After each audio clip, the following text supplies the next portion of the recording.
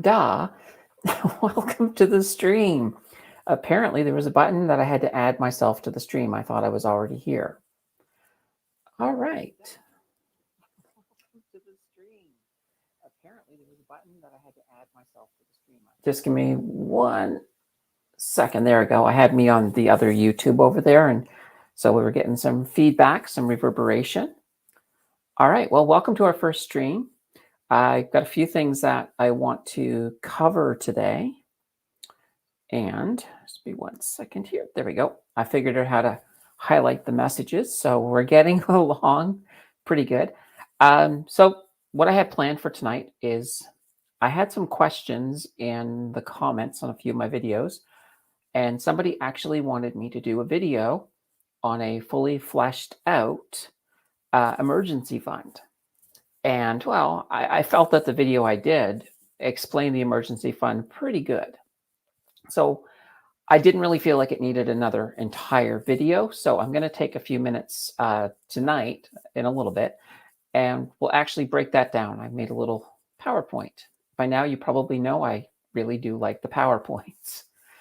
Okay, so in addition to that, I also want to talk about Bitcoin, and I want to talk about dividends. So definitely a couple of things there. And as well, any questions, of course, that pop along as we go along. And here we have SM Diecast. Hey back, SM. So SM is pretty awesome. I've run into SM pretty much all over the place. I think I made a comment the other day in a Brandon Beavis video, and sure enough, SM found me there and replied. So that was kind of funny. One difference between making videos and live streaming is that when my tongue decides to tie up, it's going to, well, it is going to tie up big time, and you get to watch it. And I have to be careful what I say. It's usually not that bad. Anyway, we also got the friggin' Oracle here. So Ken is in the house. And Ken, of course, he loves his crypto games. He took his wife out for her birthday dinner. Oh, happy birthday to your wife. Bill came to 54 and change. Gave the waitress a $40 tip. Told her good fortune has touched me and I must pass it on. Well, you are much more generous than I am. If I was, if I wanted to celebrate a big gain, it's like I would make a coffee at home for 25 cents and have that. Maybe see if there's some leftover food with my roommate and have that. I mean, it's just, I really like not spending money when I don't have to. All right. And we also have Mark. Hey, Mark, how are you doing? So it's pretty cool to start seeing some names come in and seeing you guys on the videos and such. So anyway, back to what we were going to talk about tonight. So as I said, we're going to take care of that one little thing with the emergency fund. And then I want to talk with Bitcoin. I actually want to show you what's happening on the charts. So we're going to do a little bit of technical analysis, though we're not going to get too deep into it, but there's something big that's, if any of you watched Crypto Night in Canada over on the Tim and Nancy Danter channel last Wednesday, one of the things we were talking about with Bitcoin is that there wasn't a lot happening. It was more or less consolidation. Well, there is a catalyst on the horizon that could be very interesting, especially with the way things are set up right now. And that's one of the things that we are going to be talking about, is the way that is all set up and how it's going to sort of roll out. And at the heart of it, well, a person by the name of Elon is there. So we'll get into that a little bit later as well. So that's going to be kind of cool. Okay. SM Diecast. Nickel and Dime Crew, not spending money when you don't have to. Well, exactly. How else are you going to make them nickels and dimes, right? It's kind of a neat thing. It's like, I like to consider myself a little bit of a financial minimalist. And to be very honest, this is what's nice about live streaming opposed to just making videos, is, I get to throw context at you. So years ago, I used to be horrible with money. Like absolutely atrocious. It's like if there was money in my pocket, it was burning a hole, and it was burning a hole fast. And I would spend left, right, and center and have, well, have nothing to show for it. Just give me one second. I'm going to adjust the camera a little bit so my head's a little bit higher above the SM diecast right now.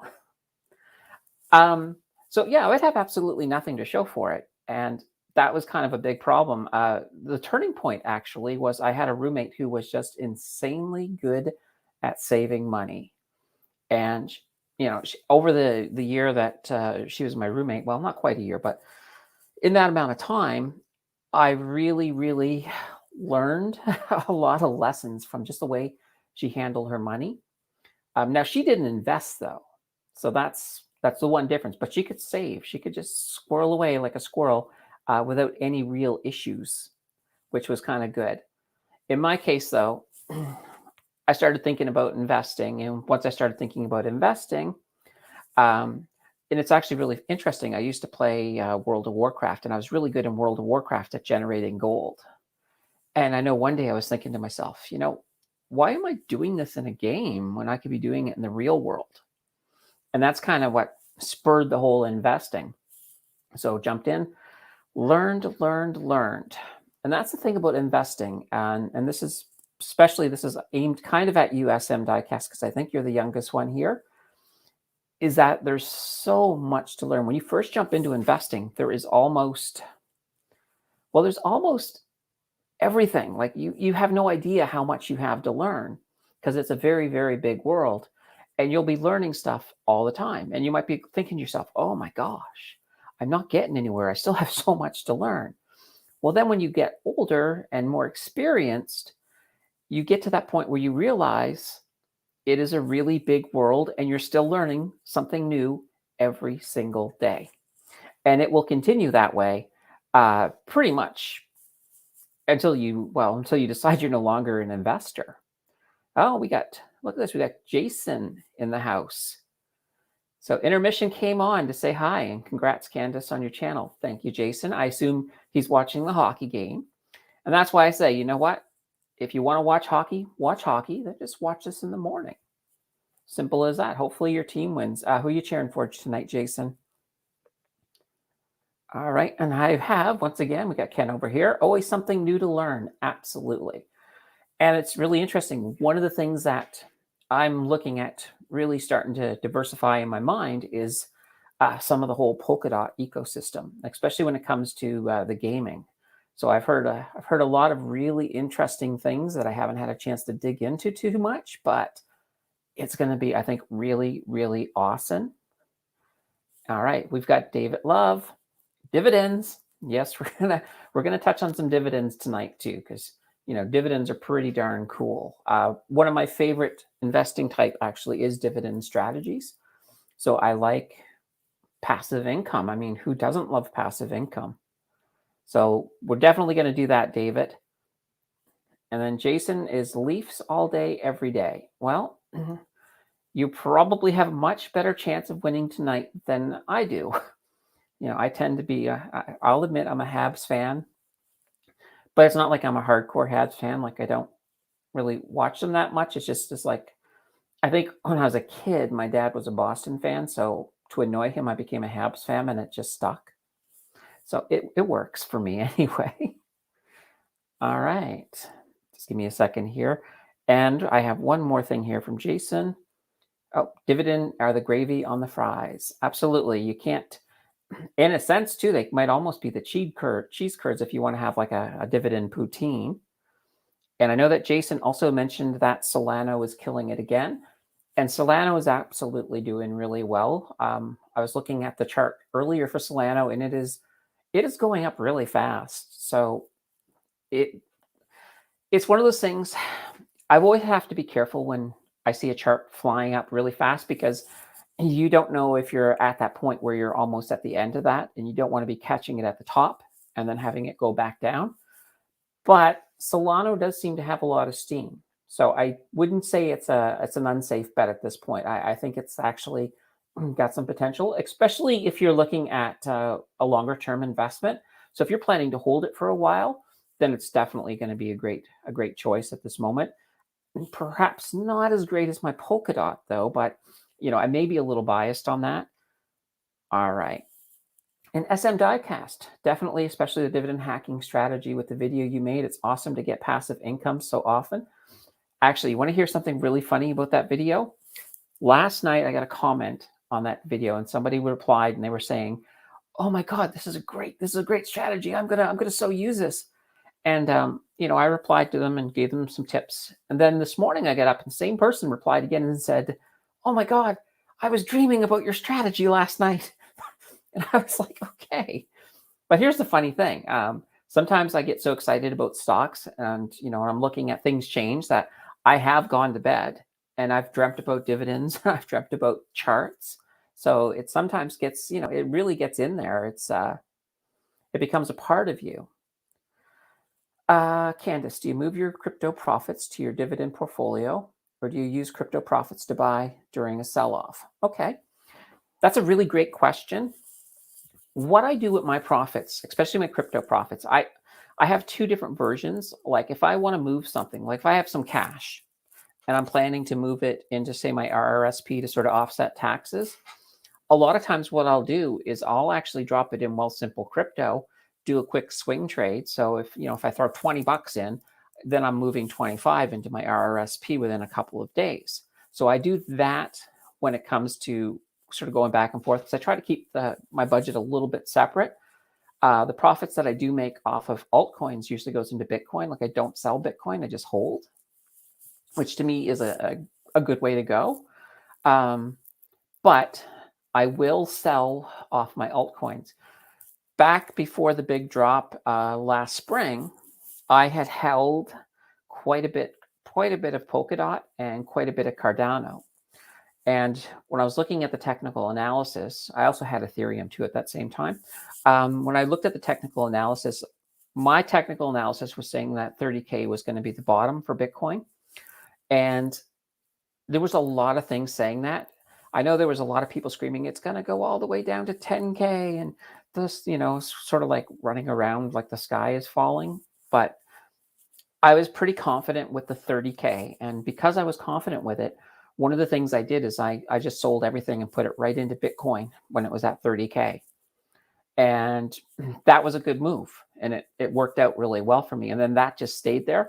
So now I'm in the process now of starting to diversify again into altcoins, and I will just keep building them up because Bitcoin now is high enough that there's still profit to be made, but I think I can make a larger profit on the altcoins right now. Now, there is something shaping up in Bitcoin, and we're going to look at that, like I said, in a little bit. That may change the game slightly. So that'll be kind of interesting to see. David Lowe, I think I'm over 150 in monthly dividends in December. That's fantastic.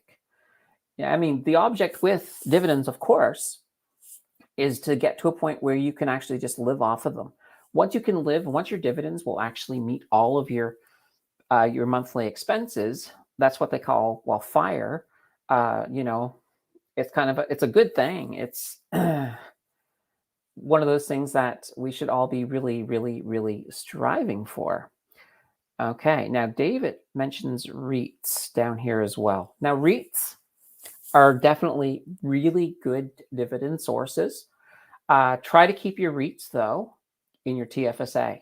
And the reason for that is just the way REITs get taxed. They get taxed a little bit heavier than normal dividends. So you want to have those in your TFSA or even in your RRSP. That's fine because you just don't want to have to pay, taxes if you can avoid it. Okay, so what I'm going to do right now is let's get through that quick emergency fund thing. It's not that long before we get into the Bitcoin talk, because I think that's going to, I'm not sure if I can't remember exactly who it was who asked. I'm not sure if he's here, but I'll go backwards afterwards, go into the comments and just point out the replay on this so that he can get a chance to look at it. Okay, now, just give me a second here. So I'm going to quickly set this up as we do that. And the good old PowerPoint.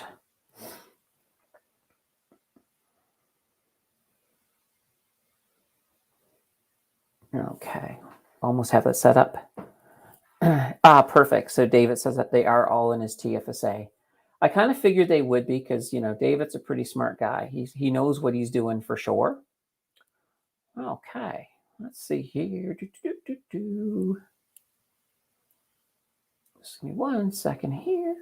There we go. And I want to go right back to the beginning. We'll go to the beginning page on our little PowerPoint here. I do like the PowerPoint. And I'll be 1 second here. I just need to turn a couple of things off. Otherwise, it'll do some really weird things to the PowerPoint, as it will try to take over both shows or both screens. Okay, there we go.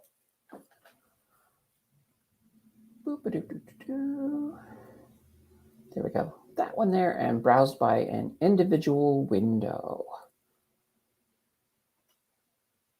Perfect. Perfect. Okay. I'm going to pull this up really quickly here and share screen. Attempt that again. Share screen. Here we go. There we go. Well, now you can see my whole screen. And I just have to pull it up again. Where is it? For some reason, it went and minimized it on me. There we go. Perfect. So this is one of those things. When I get any kind of questions that happens in the comment, I do reply to every single comment. It's kind of important to me because I look at it this way. If somebody's going to take the time to make a comment on one of my videos or to ask a question, I'm certainly going to take the time to reply to them. Some streamers don't, and I know it gets much more difficult when you get big, but I'm going to try, even if it's a situation where I have to book out, like 30 minutes every morning just to answer questions. I think it's worth it because I think it's good to keep the communication going back and forth as well. And I think most of you here probably know this, but we do have a Facebook community as well. The link is down below in the description. So definitely come in and join that as well, because I like to put a lot of the technical analysis in there, and I throw some, of course, on the Crypto Night in Canada site as well. All right, so commenter. I was trying to say commentator for some reason. So this is the things that get edited out of videos, by the way. So commenter deep dive request. So a fully realized emergency fund. Okay, well, very basics with the emergency fund. You want 2 to 6 months of expenses in them. Usually what I will say somebody who's brand new setting up an emergency fund is try to save about $2,000 and then slowly work your way up to your 2 to 6 months of expenses. But the question that was asked was fully realized. So that meaning they're already up to 6 months. The other big thing, and this is another question I had quite a bit too, is about how liquid does it have to be? Let me give you this example. You wake up in the middle of the night and you manage to get yourself and your family out of your house because your house just burnt down. So you're heading to a hotel and you need that emergency fund by the time you get there. That's how liquid it has to be. I know I heard some people say, well, can't I just move it into stable coins? And I'm like, well, stable coins, you may not be able to get that money out as fast as you could need it. So you do need to have it really, really, really, really fast. Okay. The other thing is that I recommend that you sit it, because if you're going to sit it in a bank, you might as well sit it in a bank that pays you a little bit of interest. And what I use myself is I use EQ Bank because their savings account does 1.25% annual interest on it. Most of the bigger banks, like I know my Scotia Bank, its high interest savings pays me 0.1% annually. It's ridiculously low. So I definitely say find something like EQ Bank. I think Tangerine has a good deal as well. Although I think with Tangerine, at least it was when I looked at it last, it was more of an introductory deal that then reduces to something lower than EQ Bank. So EQ Bank is my choice, but find a way or find something so that you're at least making a little bit of money back on it. And you're going to kind of see why that's important here in just a moment. Here's the other thing. Only use it for emergencies. it is so tempting you're looking at your stocks and you see a dip and you're like, oh my God, if I only had some money to buy the dip. Oh yeah, I got my emergency fund. Well, if you start pulling out of your emergency fund to buy the dip, you know what Murphy's Law says? An emergency is going to happen. And you're not going to have the money that you had been saving for that emergency because you bought the dip. So try to keep it separate. Try to keep your fingers off it to the best of your ability. And I will honestly say, I am guilty. I have dipped into one of my emergency funds to buy the dip before, but I was wrong. I shouldn't have done it. So just be a little bit careful when it comes to that. Okay, so what does this fully realized emergency fund look like? Well, first of all, you're going to have to take a look at your expenses. So this is pretty simple. So you want your rent, mortgage, property taxes, however much you eat every month, food, any kind of medical, if you have prescriptions or anything like that, car, transportation, that would include your insurance. So things like that as well. So you want to have all of that covered.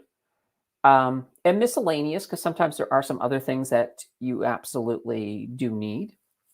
I just put it as miscellaneous, and you can sort of figure that out. So I'll give you a quick example here. So if your rent was $1,000, and let's say you ate $300 worth of food a month, you had a $100 prescription. Between your car payments and the insurance, it was $500 a month, and then you had another $100 a month miscellaneous thing of some sort. Maybe you had bought a computer and you were making payments on that. It's hard to say. It could be anything. Well, in this case here, your total should be $2,000 a month. So if you're looking at an emergency fund, you're looking at the bare minimum $4,000 up to a maximum of $12,000. And that would, of course, be put away in high interest so that you can actually be making a little bit on it. Now, here are the considerations for this.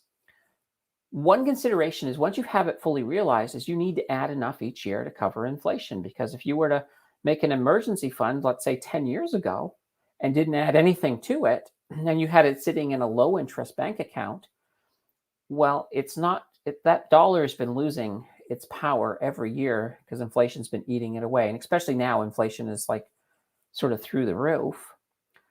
So in an example, if inflation is 5%, you want to add about 6% or even 7%, to be safe, because there are hidden inflation costs. Sometimes that number that the government will say, oh, it's 5%, it doesn't really take into account everything, because how they measure it is they have a certain list of goods and they base it on those goods only. So items that fall outside of that can be higher and not actually impact that number. So I say be a little bit on the safer side. So if you look at it this way, if you were at our fully flushed out emergency fund, if it was $1,200 or $12,000, sorry, and inflation was 5%, then you'd want to add 6%. So that's $720 you'd want to just throw in it every year so that it maintained. And keep in mind, if next year the inflation rate was 4%, you wouldn't add quite as much. But I mentioned about a higher interest savings account. So for example, EQ Bank. And this is where it actually helps. So if you're getting a 1.25% interest, the bank is going to pay you $150 a year. So in this case, you wouldn't have to actually contribute $720. You'd only have to contribute $570. So that's kind of a no-brainer on that. So that's a little bit of information on that fully realized emergency fund. Okay, just leave me a second. Let me get out of.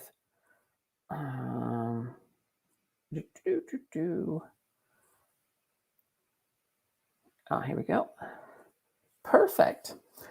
Okay, get caught up on the comments again. We got here. That's the one thing I love that Rye does is reply. It makes me feel so much more involved and connected. Absolutely. Rye's very good at it. And, I'm smaller than Rye, so I can at least really get involved. I know, funny story, one person had some issues with their hardware wallet after I did that video. And in the comments, I troubleshot it for them. And then I didn't hear back from them after we went through a bunch of little things. And so I then reached out and said, hey, look, are you? Is it working? And then they replied and said, oh yeah, yeah, it's working. They had to actually use their passcode, so their 24-word passcode. So that's why that passcode is very, very, very important. Okay, and Ford Tough agrees with SM. Hey Ford, it's good to see you. And oh, we have a dancer in the building. I think I see a dancer. And here we have Tim. Hey Tim, how are you doing? Now, those of you who did watch the show, Crypto Night in Canada, we had a little issue with with the PowerPoint, and the issue was my computer had to make some security changes, and they weren't going to take effect until I actually rebooted. And the problem with that is I was in the stream, and I would have had to have left the stream and everything to do that. So we did, me and Tim yesterday, we refilmed that part, and Tim's going to be dropping that on his site. I don't know if it's on there yet or not. And we're also, tomorrow, I have to actually get that document prepared. And I'm going to also put a spreadsheet that's going to go on that site for you guys too. If you watch the video, you'll know what the spreadsheet's all about. So definitely check that out. Okay. Well, let's talk a little bit about some Bitcoin. So I'm going to share once again, but this time it's not a PowerPoint. We're actually going to, oh, there we go. Tim is working on the edit. So that should be up really, really soon for you all. Now, if anybody here has not been to the Danters channel, you don't know what you're missing. So definitely in my description down below, there is a link to Tim and Nancy Danter. That's where the Crypto Night in Canada stream comes from. So just definitely go over there, throw them a subscribe. It's a channel worth following for sure. And I'm one of their contributors on the Crypto Night in Canada every Wednesday night. So that is pretty awesome. Oh, and we got another well, not a newbie. Patricia has just shown up. I think your name is Patricia. I hope I'm right. If it's not, then I apologize profoundly. But I'm pretty sure there was talk in one of the chats recently about your name, and it was Patricia, I think. So we'll leave it at that. Okay, let me pull up the Bitcoin because I want to show you guys. There's a lot going on with Bitcoin, and it's really, really kind of cool, actually. So let's just, yes, it is Patricia. Yes, I'm right. That's a good thing. Okay, let me pull this up here for you. Okay, get ready for infinity for a moment, just a moment. Okay. All right, there we go. You guys should be able to see this. Now, just give me 1 second because I am going to pull, when I'm in this mode, I can't actually see the chat and I want to be able to see what you guys are saying. So on my other monitor, I am going to, just give me 1 second here. I'm going to pull everything up. Okay.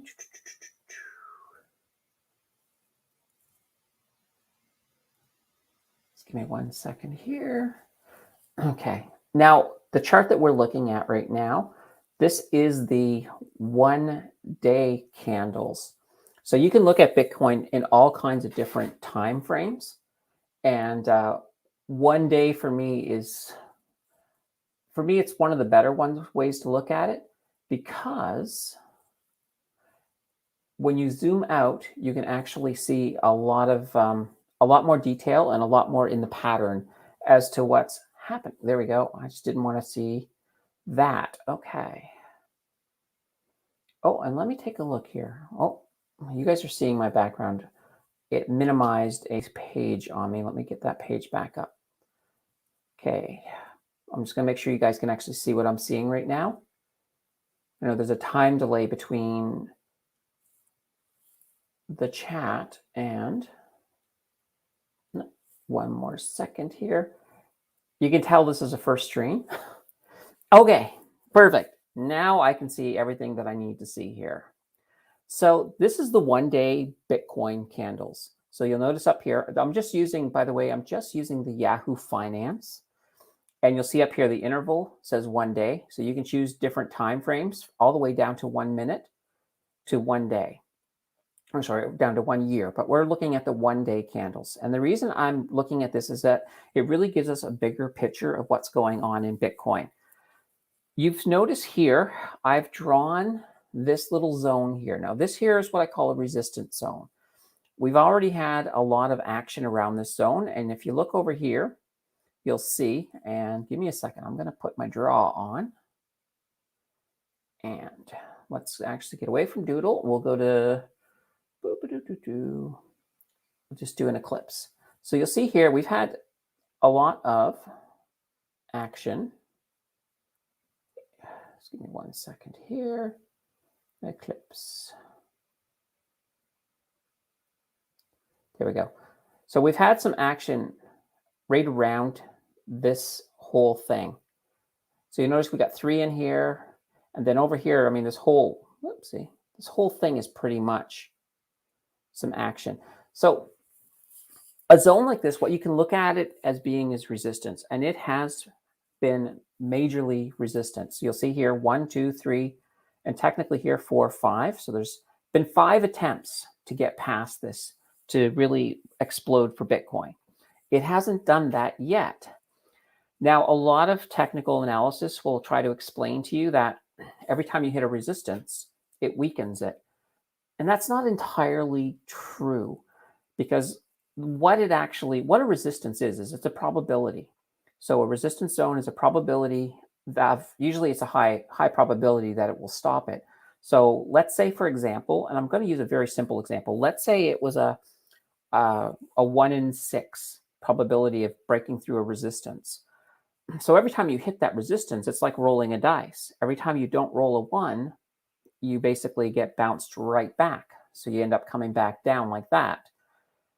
So eventually, the more times you roll, well, every time it's still a 1 in 6 chance of you getting through, but eventually you're going to hit that 1. And that's kind of what we're doing right now with Bitcoin, is we keep rolling and rolling and rolling, rolling and rolling. And what we're looking for is a breakout, because here's what's fantastic about this. And give me a second. I'm going to go into Doodle here. So it's probably going to be a horrible Doodle. And I'm going to make it a wider line to make it easier for you guys to see. So we don't know when this is going to happen, but, well, we don't know exactly when, but there's a catalyst on the horizon. I'm going to talk about that in a moment. So once we break out and we start coming up in this area, well, this all of a sudden, this thing we had a hard time breaking through this way, guess what? We're going to have a hard time breaking back down through it. So if we go up and then it drops back down, well, guess what? We're not going to plummet. It's going to bounce us, because it's the same thing. It's the same kind of idea. If it keeps on doing that, like if it were to come like this, like this, like this, well, then it might break through. Because once again, the probabilities, there's always that probability that it can break through. When it's acting as support, that probability that it breaks through is smaller. So it takes many, many retests to actually break through. That's kind of one of the very basics aspects of technical analysis. So that's kind of cool. That's how things are working. So what we need is, once we break through this zone, once we get up, once we start getting up towards 70K, things are going to look really, really good for Bitcoin. But what we need, of course, is we need some form of catalyst. And hey, lovies, more to life. It's good to see you. And we got Ryan in the house. So the Rye guy is here. So say a shout out to Ryan. Okay, now this is kind of what's happening with the technical analysis. So we need a catalyst. And if any of you guys watched Crypto Night in Canada, that was a question that was thrown at me about, well, what's happening with Bitcoin? And we're in consolidation, and you can see it right down here. So I pull in close. We've been sort of consolidating like crazy. And, well, what's going to get us? What's going to move us? Now, what's going to move us is kind of cool. It's somebody by the name of Elon. All right.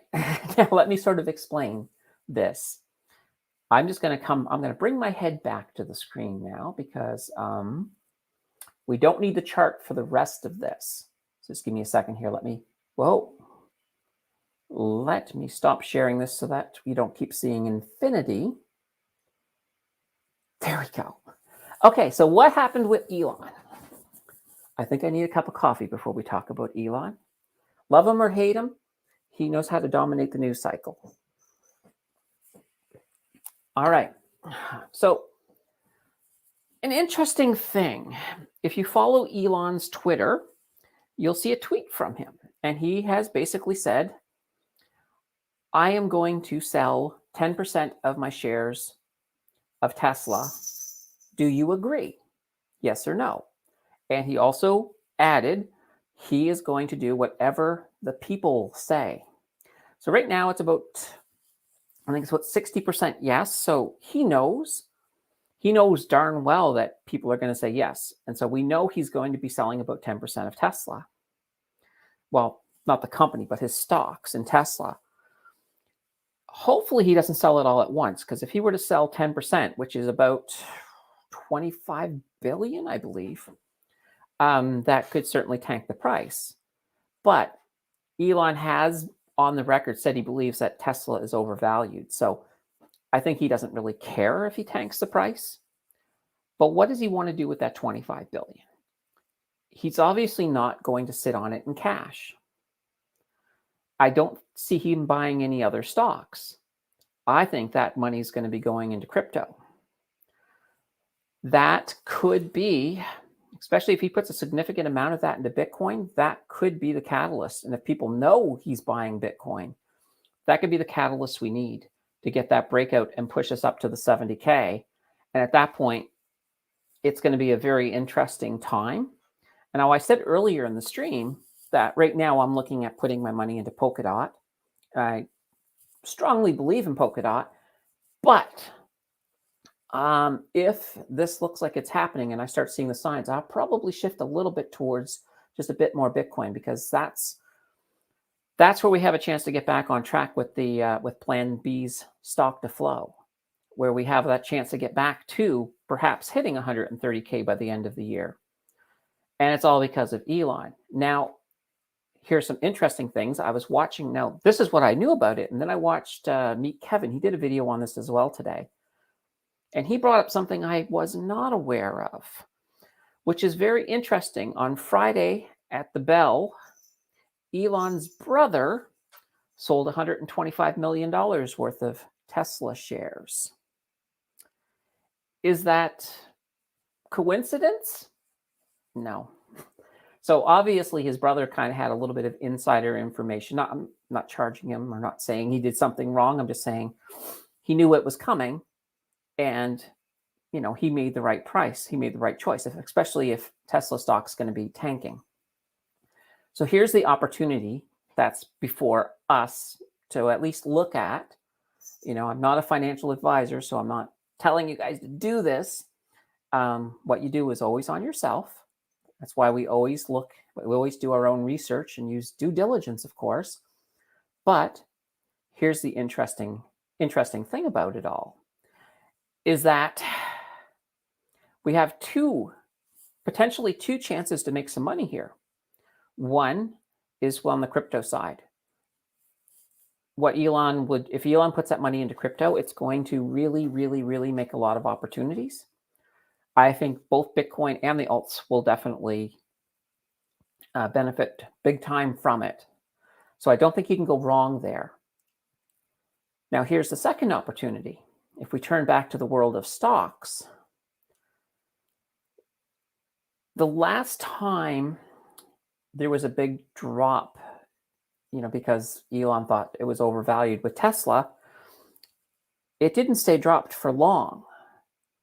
Tesla has a life of its own, and it keeps coming back.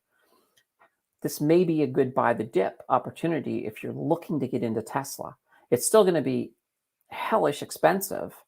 And I'm not sure if Wealthsimple does fractional on Tesla or not. If somebody in the comments knows, definitely let me know right now if you know.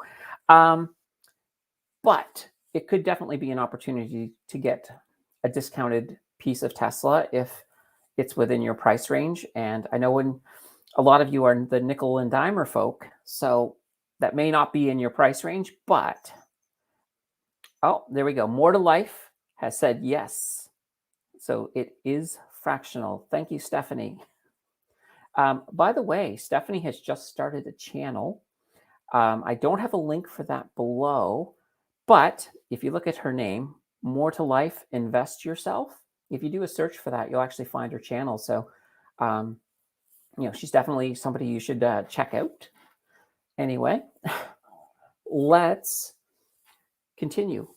So we got two opportunities. We have on the stock side, buy the dip, and then on the crypto side, we've got a whole great opportunity for what could happen to, what could happen to Bitcoin as well as some of the alts. The other big thing is this whole metaverse thing. So with Facebook calling themselves the metaverse, and I know there's a lot of people that are kind of upset with them calling themselves the metaverse, and I think I can understand why to a certain extent. The metaverse is coming. We've already sort of seen examples, especially if you've been watching Crypto Night in Canada and you've seen all the stuff with the horses and some of the virtual worlds that are developing. I mean, this is all technically metaverse. And I think even though Facebook is trying to brand itself the metaverse, I think it'll get to a point that the metaverse is going to get bigger than Facebook. It's going to become huge. So definitely something to really look at. I think gaming is also going to be huge as well. I know there's a lot of different polka dot coins, I think, that are going to be just massive. So that's one of the things I'm going to be doing some research on is some of the other polka dot coins. I've heard of a few that have really, really piqued my interest, but I want to do the research before I start throwing them at you guys because, I don't want people to sort of blindly go into a coin if I haven't done the research at least. And then, you should also do your own research once again. All right. Now, before we get to dividends, I just want to quickly get caught up here on the chat. So we got Ryan. So this is awesome. And then we got SM Diecast welcoming Ryan, of course. And then we got, as I said, More to Life, Invest for Yourself. Hi, Rye, Tim, and Nancy. It's me, Stephanie. Hey, Stephanie. And then, okay, Page out of Sailor's Play. Yeah, absolutely. Absolutely. I mean, Michael Saylor, he has known how to play that market really, really well. If you're ever looking to invest in an expensive American stock, MicroStrategy, there's a lot of pretty much every time Bitcoin makes some profits, MicroStrategy is up there too. It's very often that you'll see 10, 20% days. But once again, they own so much Bitcoin that they're almost the unofficial ETF for Bitcoin. They're not an ETF, they're a company, but they have a lot of Bitcoin on their balance sheet. And, Saylor keeps on adding more and more. And I think it's the right move, to be very honest. Okay, let's take a look here. So Tim has bought some more Bitcoin today. So dollar cost averaging, folks, always remember that. It is the safest way to get into anything, whether it be stocks or crypto. It is, then you don't have to rely on dumb luck, or try to sort of say, okay, is it going to go up or is it going to go down? When you dollar cost average and just pick a routine, you will normally make more money in the long term by doing that. So I definitely would recommend that. Obviously, though, if you see a massive dip, then that's where you use your head and you say, okay, I'm going to jump in. Air Canada, that just popped into my head for a second here. For those of you who are thinking, is it time to start buying Air Canada stock? I have jumped in a little bit on Air Canada, and it has been going up because I don't think there's a lot of opportunity for Air Canada to go back down. I know Ryan on his show the other day mentioned that travel ETF. If you haven't seen that, check out the High Ride channel. Check out that video. Definitely a great opportunity, I think, there. So definitely do that. Okay, what else do we have over here? Elon tweeted back to Hugh. That was, yeah, the Elon and the World Health Organization. It's interesting that the whole conversation was very interesting. In a sense, reporters who initially started the whole thing, first of all, they didn't look at all of the information. They sort of dumped that out, and then that gave Elon an easy thing, mentioning, if 5 billion can solve world hunger, how come the 8 billion they had last year didn't do it? Um, and then the World Health Organization pretty much wanted to meet with Elon behind closed doors, and his reply to that was basically, "No, you can come here, and we'll do it, right out in the open, full transparency." So I give him credit for that. I would love to still see the 5 billion go towards solving some world hunger issues, or any world issues. I mean, Elon has more money than well pretty much everybody. Okay, let's see here. All right, we got happy Saturday. Yeah, it's kind of unusual for us to actually have something going on Saturday. Normally Saturday is that dead day when we don't really do anything. Apparently, Tim and Nancy's iPad just did something weird. I don't know what that is. Yes, I had to push him, and I think this gets us all caught up. I have my fingers crossed that you were right about Elon. Well, you got to use logic. We know he's not going to hold it in cash. Elon kind of looks at cash as being as worthless as I think most people are. So there's not a lot of places he can put it, and where he's a smart guy. I think crypto was the only logical place at this moment. Not saying it's all going to go into Bitcoin. He could certainly diversify it in, but just the fact that he buys some Bitcoin is enough to really cause a sort of a chain reaction, sort of like the way it was back in the Doge days. Luckily, he seems to have lost his obsession with Doge, but it'll be interesting. I think this coming week will be very interesting. The fact that his brother made the move at close on Friday, to me, that says something. Like, if I owned Tesla right now, I would be really, really watching the market Monday morning to see if it's time to perhaps get out of Tesla temporarily, wait for it to dip, and then rebuy back in when it's lower. Unless I'm really, really long term, and I could certainly hold it. It's going to go back up, but still, it's one of these things that you really need to sort of pay attention to what's happening on the market. All right, and that's more on. Exactly. That's exactly what I was saying about how Elon wanted to do it all very, credible and transparent. That makes a lot of sense. And we got the freaking Oracle. Elon may invest into Shiba or Satama. Ken. I have a feeling your response may be a wee bit on the bias side. I could be wrong, but I think there's some biasy going on there. Okay, so Nancy's on one feed and I'm on the other. Okay. For some reason in my head, when you said that, I thought of that scene from Lady and the Tramp where they're eating the spaghetti and it's just getting closer and closer. But anyway, that's interesting. So do you have a schedule for live streams? Absolutely, SM. If you go to our Facebook page, and the link is down below, I actually have posted I posted a schedule for everything I'm doing for the entire month of November.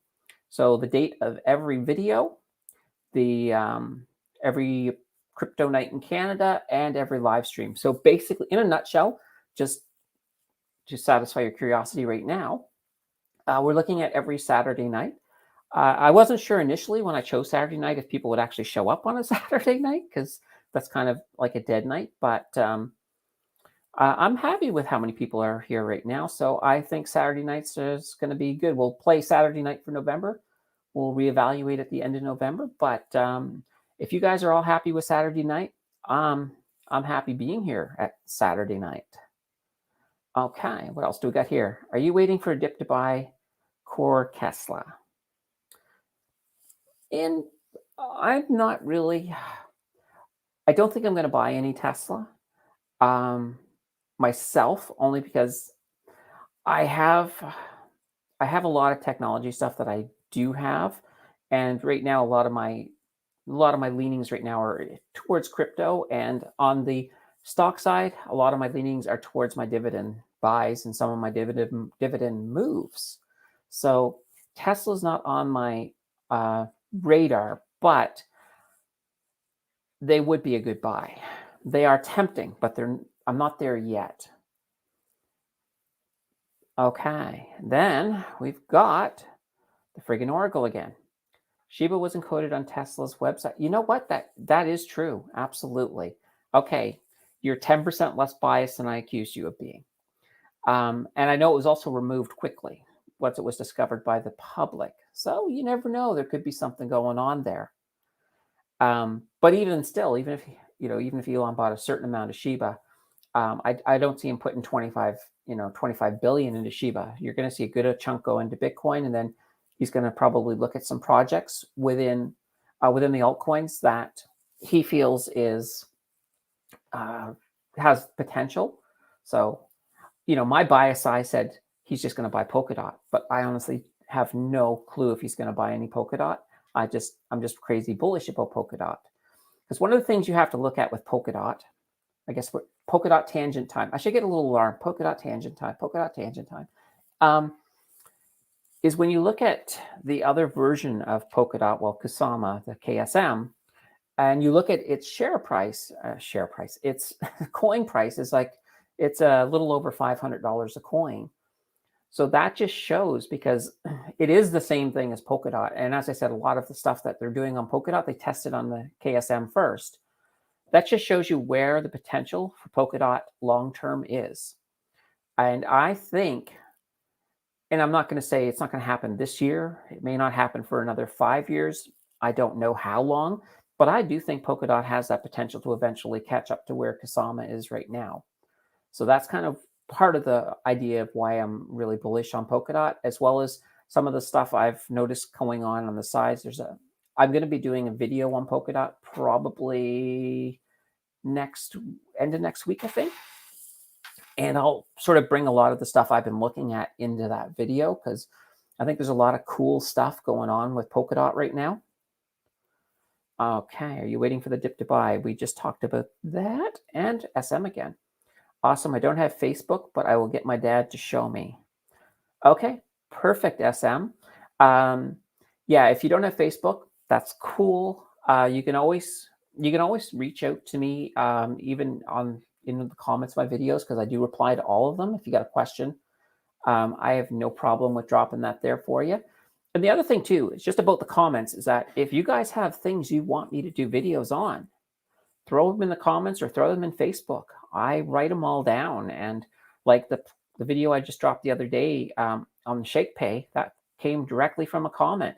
The walkthrough on setting up the Ledger Nano, that came from, I think it was a comment on Ryan's group actually that it came from. But I'm writing these down. When you guys say, I want you to do this, or this is what I want, you guys are the viewers. I'm going to give you what you want, within reason. I mean, if somebody asks me to do a tutorial on something I've never heard of, I might still do it as long as it's in finances. And, it just may not happen right away, because I may have to teach myself it first. That happens. All right. So now I think that's about it on Bitcoin. So I do want to touch on dividends. And I know there's at least one person very excited about dividends. One of the things I wanted to talk about with dividends is there's a couple of things. I've seen people in the community, they will look, they'll go to like TMX Money, and they will find whichever stock has the highest dividend, and they'll just sort of dump everything on that. That's a little dangerous. Diversification is still very, very important. I didn't even get my coffee because this is too important. So when I say diversification is important, it's like if you put all your eggs in one basket, sure, maybe you're going to do well over and over again, but all it takes is that one time where something horrible goes wrong and you could get burnt big time. So even though, you may be able to grab something like a DF who's paying like I think 11 cents or so every share, and they're like $6 or $7 for a share.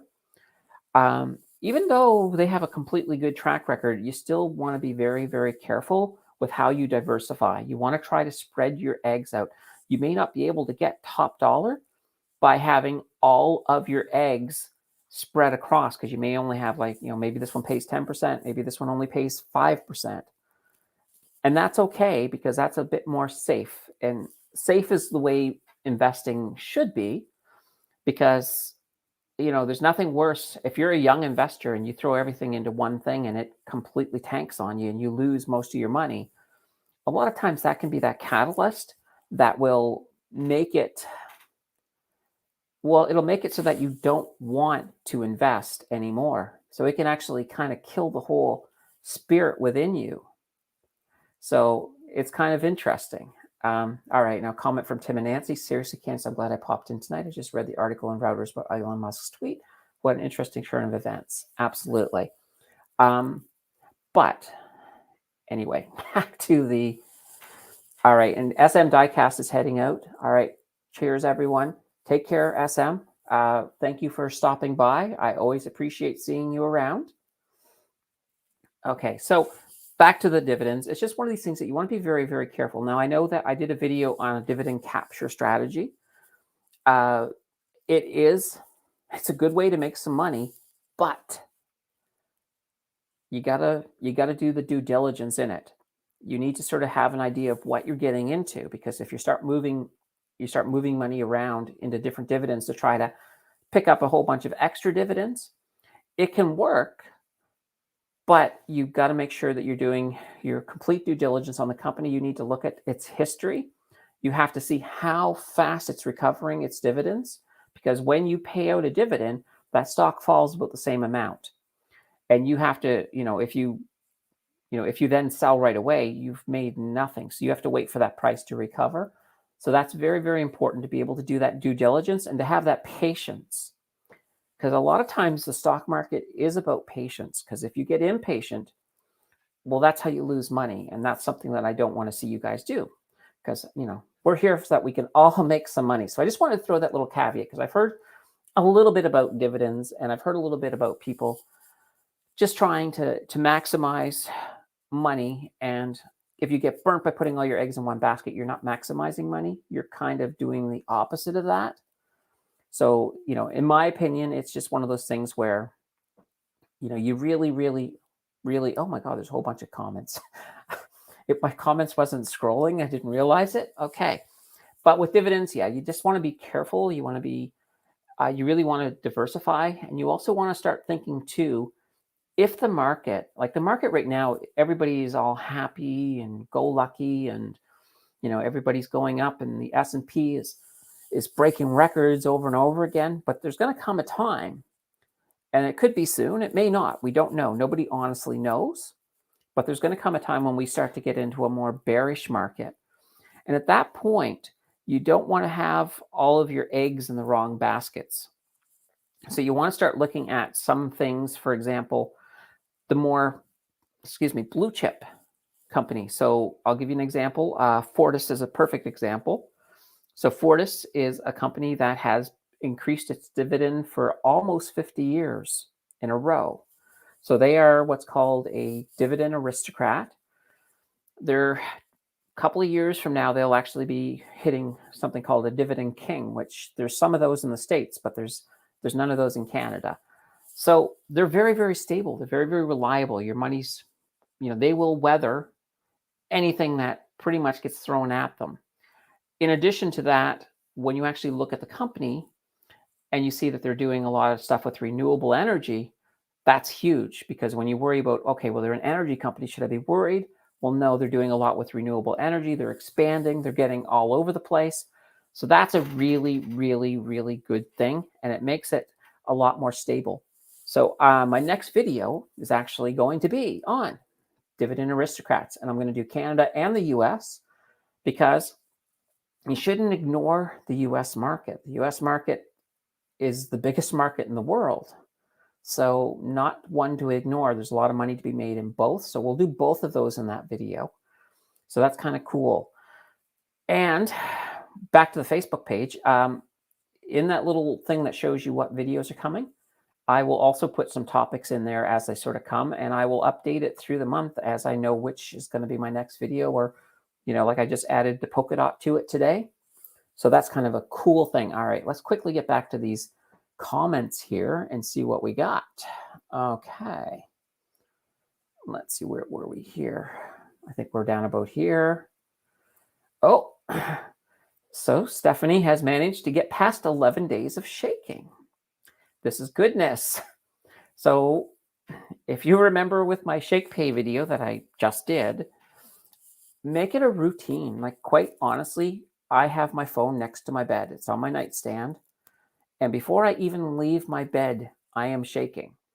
And actually, the funny thing is, on Friday when I was making, or Thursday when I was making that video, I wasn't allowed to shake that morning because I needed to do the shake to film it.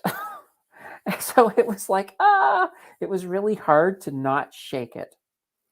But that's what I do. If you make it a routine, and once you make it past 30 days, it becomes a habit. And then you'll never miss, and that's the thing. I never miss. But let's just do the shake thing right now. I don't have anything to shake, but just as a visual reminder, there we go. Can we actually see that? I'm on a 200 and there we go. 222-day streak. And you guys all want to get the maximum amount, so definitely shake. And of course, Tim Dancher is now up to 13 days. And as I said in a comment the other day to Tim, is that I want to get to a time when people don't, when somebody misses a shake, they no longer call it Tim Dantering it. That would be kind of a good thing.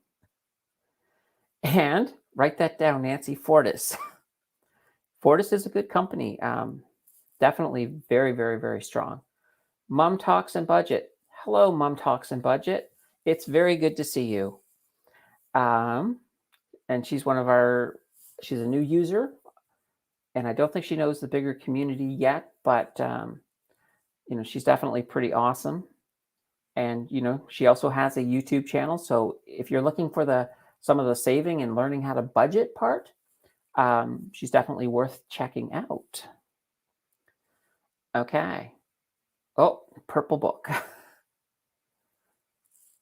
Susan needs to, I don't know who Susan is, but apparently she needs to know something. Now, interesting thing about books is, as you guys know, some of the books that the Danchers have been doing, so the Candlestick Confidential and some of the budgeting books, those are going to be, I'm going to get the links added. I haven't put them in yet. That's on me.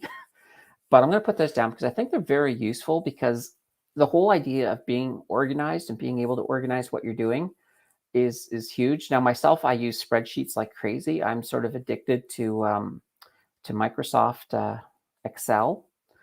And to me, I find that very, very, very interesting. But we are going to get some of these. We're going to actually, I think me and Nancy are planning to do some kind of a collaboration video to sort of look at maybe some of as we get closer to the holidays, look at ways you can save some money over the holidays, and also maybe some perfect gifts for those people who are within the financial verse. Because, I'm sure we are all there, and I'm sure there's a few other people that we guys all know. Okay, what do we got here? Hi, Mom Talks. What's your name? And then welcome, Mom Talks. Everybody's welcoming you, Mom. She's not my mom. She's just Mom Talks. My mom couldn't budget her way out of a paper bag. Hopefully she's not watching, or I will get Facebooked about that.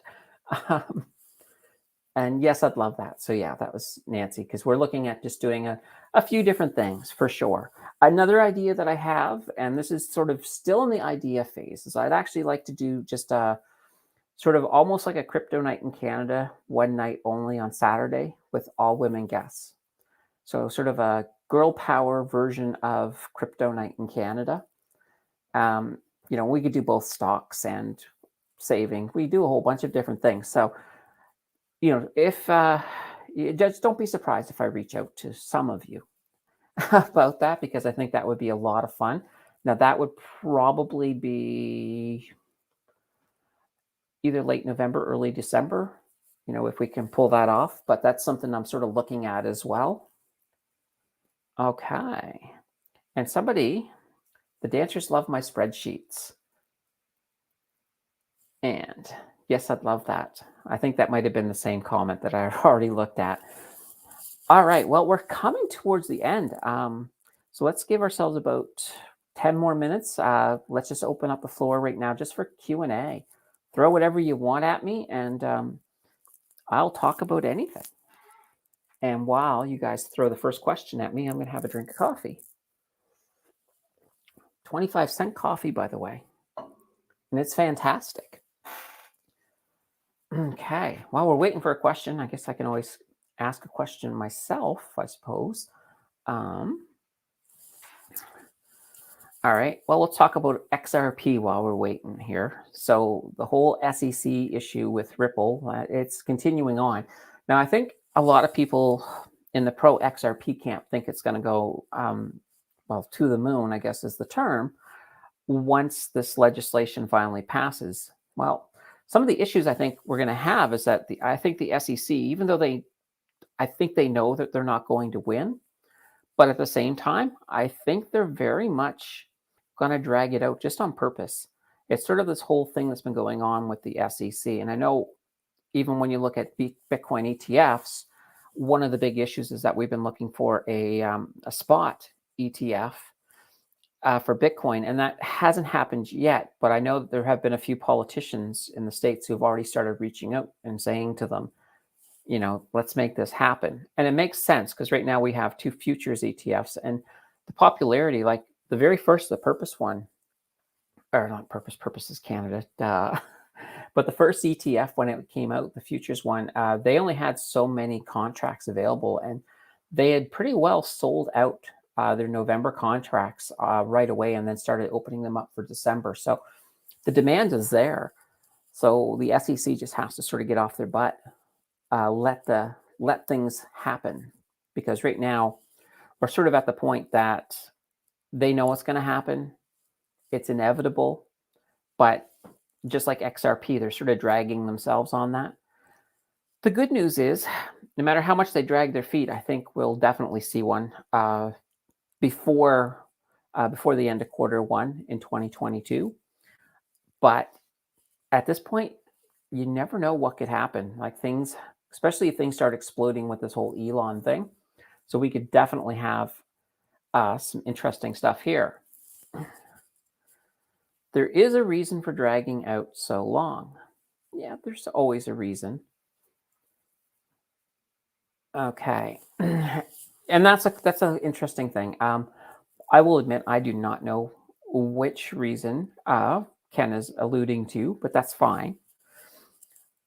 A lot of it is when they officially lose, it sets precedent. And this has been one of those things. There may be another reason besides that, but when you set a precedent, it makes it harder for them to mess with other coins. And that's something that they're trying to avoid, because, the SEC, I think there's a lot of old school in the SEC that don't fully grasp cryptocurrency, and they're sort of grasping at straws when it comes to what's going on. They don't have a very firm understanding. If you ever just listen to them, if you ever listen to any of the American politics and you listen to them trying to explain why they're doing what they're doing, you can obviously tell that they're completely out of their league, and they're not sure what's going on whatsoever. So it's not the best sort of situation with that. But okay, I'm not going to bore you too much more on XRP. Now, gaming. I guess I wanted to talk a tiny bit about gaming. So right now, gaming is slowly starting to become something huge. You're going to start seeing it, within the metaverse, of course, and you're going to see a lot of it in your NFTs as well. And if you watch Crypto Night in Canada, you've already seen the horses.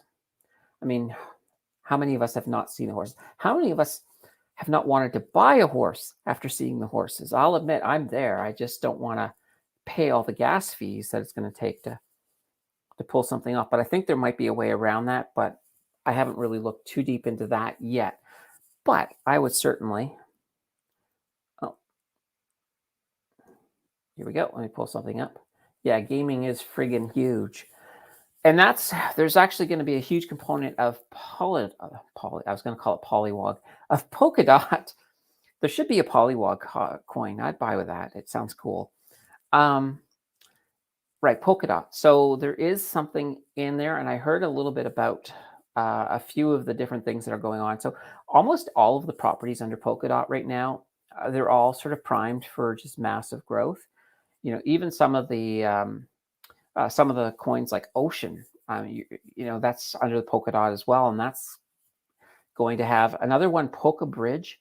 Polka Bridge is definitely a coin that is worth paying attention to as well.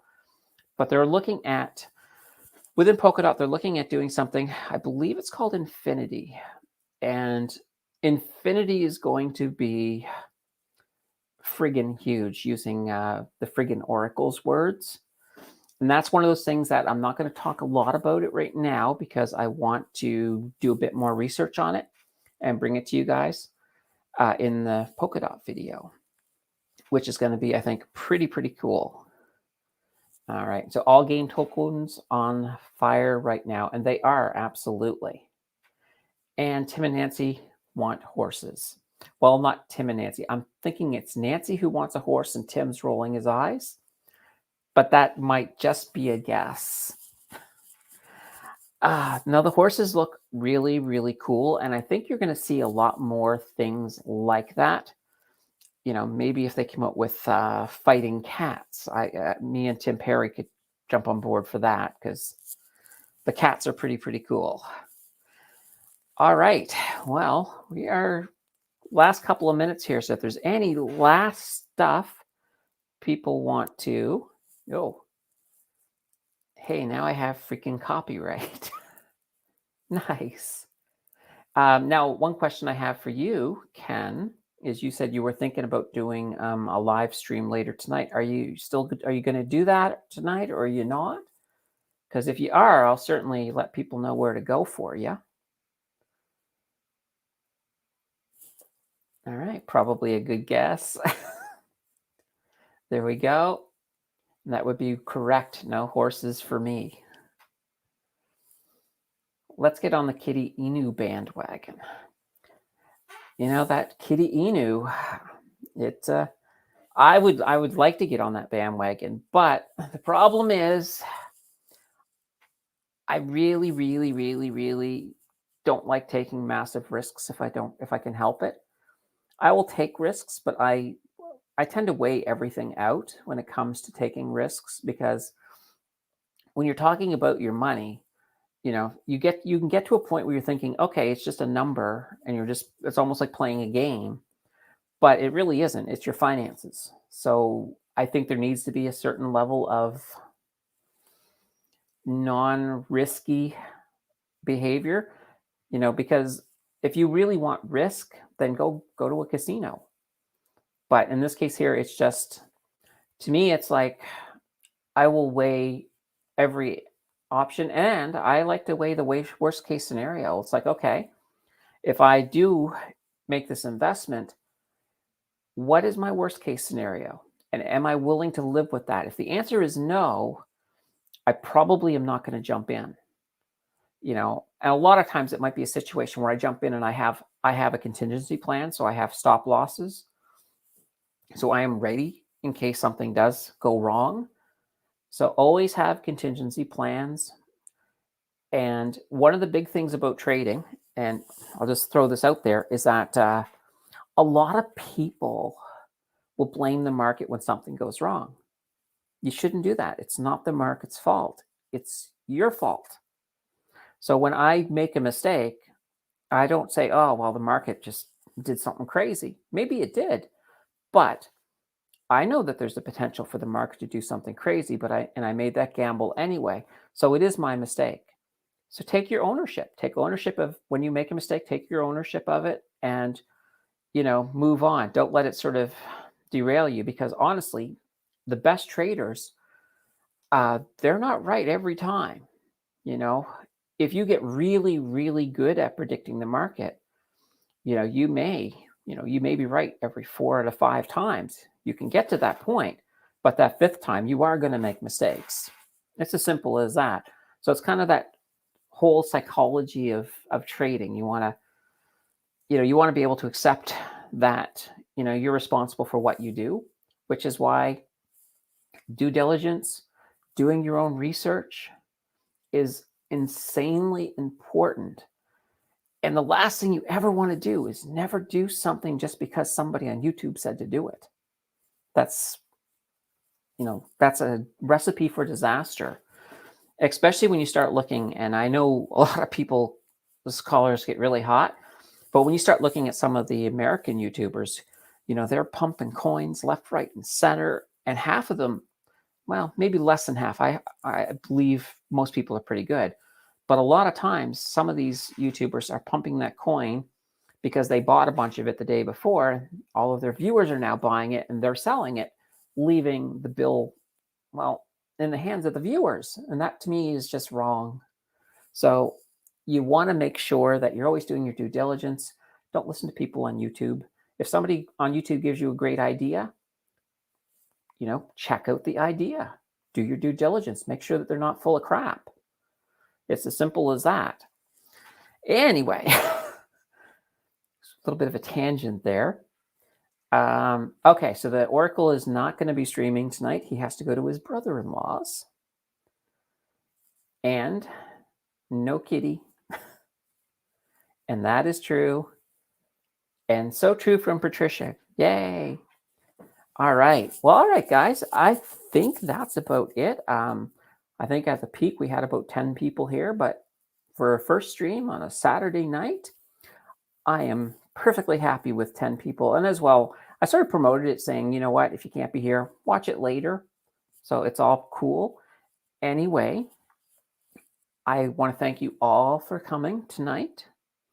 And all coins, I've been here before. Any hype with social media. Exactly. Exactly. And the Oracle knows his stuff. So he's a pretty cool dude. Anyway, thank you guys all for coming. This week, as I said, we got 2 videos coming out. We got Crypto Night in Canada as well. So I'm looking forward to seeing you guys all there. Be active in the comments. You know what? You got questions? Throw them in there. I will answer everything. And of course, if you're not yet on that Facebook group, down below, the link is there. Jump on over. I look forward to seeing you guys there. Okay, well, once again then, my name is Candace, and thank you for taking this live trip into the financial verse.